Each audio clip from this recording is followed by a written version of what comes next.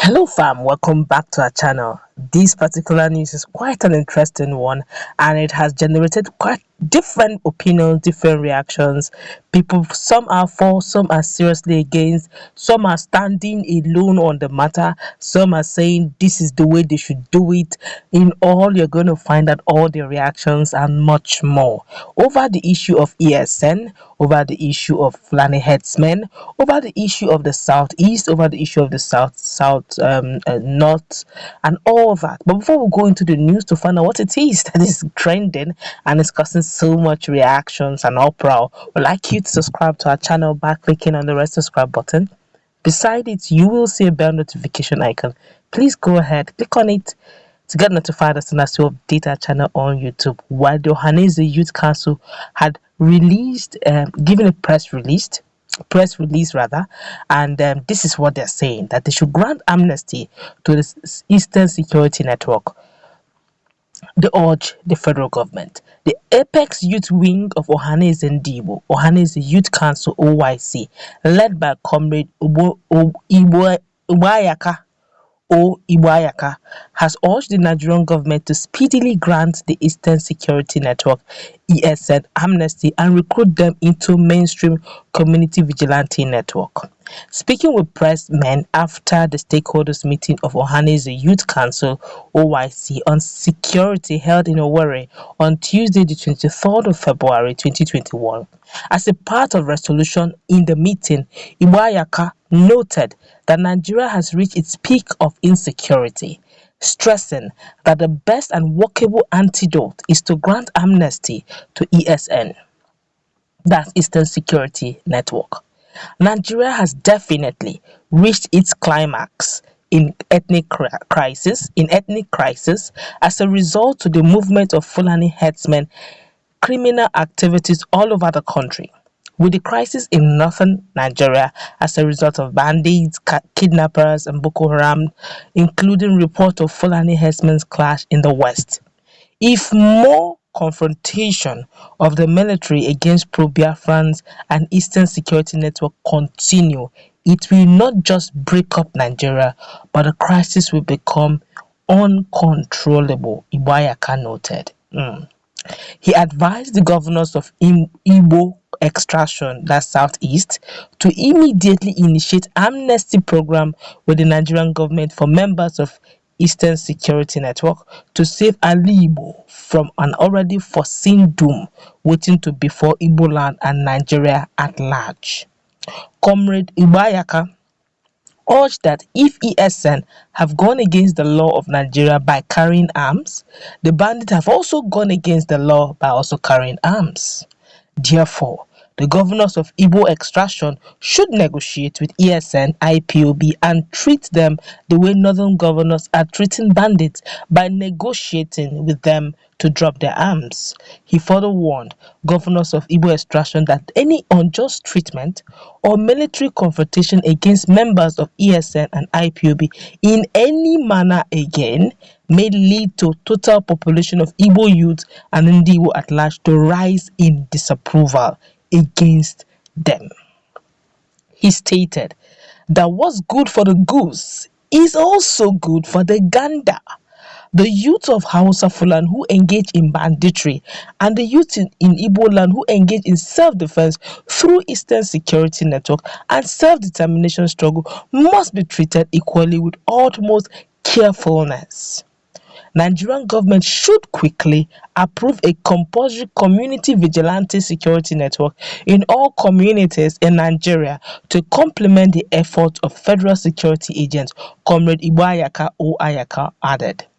In conclusion, Comrade Iboayaka called upon Nigerian State Security Services (SSS) to advise Nigerian government and governors of Igbo extraction to move into action on the above solution for a workable ethnic reintegration, harmony, peace, and sustainable cohabitation among all ethnic nationalities in Nigeria. Signed, Chukwuemeka Chimerom, Special Assistant on Media and Publicity to OYC, that is Ohanese Youth Council National President, as at today. This has spread a lot of reactions, a lot of opinions. I'm going to quickly share them. One is of the opinion that, to start with, ESN is in the same pedestal with Hishbe and Amotekun. So why give that? If they are giving ESN amnesty, then they should give Hishbe and Amateku amnesty. Another is of the opinion that that the Fulani herdsmen or the Fulani bandits are advocating for amnesty despite the fact that they are being known for social menaces, and Gume is pushing towards amnesty. Even some governors in northern part of the region are already keeping some heavy amount of money in their budget, state budget, to occupy and to reintegrate them and encourage them to drop arms. While the opposite is actually in the quickly a quick reminder to OIC president. It's not as if the military came and invaded. They were duly invited by the governor of Imo State.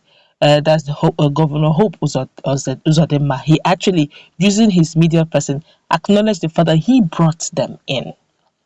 So you can't totally blame the military. Okay, the governor brought them in. Then another set of group are saying that ESN has come to stay. They are the regional security network. They don't have any reason to be given amnesty. They are a vigilante. Now, what he is trying to say is that they should be reintegrated. Some persons are saying ESN is formed to protect quote unquote Biafra land and to secure the land for Biafra actualization. These are these different groups standing alone on each of this matter. Now, if you are saying that they need to be reintegrated as OIC is saying, invariably you are saying that ESN, who was inaugurated by Nnamdi Kanu to protect Old Eastern region, will have to accept that they are working for the government of Nigeria and they will have to forget their ideology of secession. Two, the government of the southeastern governors may need to look at them and see them, co-opt them in, maybe change the name ESN for them to come in. Or better still, I'm just looking at the options, because if you say that to co-opt them, give them amnesty, you're giving them amnesty that they have done wrong, okay, and they're sorry and they want to be seen as a vigilante group for Nigeria protecting the Igbo extraction. So they're no longer ESN for Biafra. All right. Then another group is saying that they're actually a regional security outfit. So why should they be given amnesty? Have you given amnesty to Amotekun? Sorry, let me quickly say this. Amotekun is backed by law. The state governors, the state national assembly, no, sorry, the state assembly in each various state of Southwest actually backed them all by law. None was backed up for ESN. In fact, it was even the governor that asked the military to come and invade Odo Forest. So, which means that even the government of the Southeastern region do not recognize ESN. So, hence, they can't even see them as a regional security outfit. The only way that ESN may be exonerated from any form of confrontation with the military is for the southeastern governors to quickly move and make them a regional security outfit, of course, after dialogue. This is a dicey situation, honestly. But in all, what's your take on what these guys are saying? 4 different opinions, all of them standing alone, but all of them are discussing on the same matter. Let's meet in our comment section. What's your take? What's your standpoint among all these